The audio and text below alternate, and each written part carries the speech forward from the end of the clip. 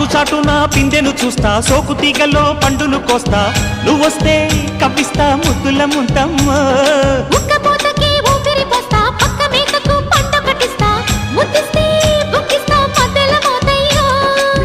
ఓలమ్మో పుకారులు షికారుగా రావమ్మో, ఎదలే ఏడెక్కిస్తే ఎట్టాబులమ్మో. ఊరయ్యో బజారులో మజాలకి రానయ్యో, పగలే పక్కెక్కిస్తే తంటాలేవయ్యో.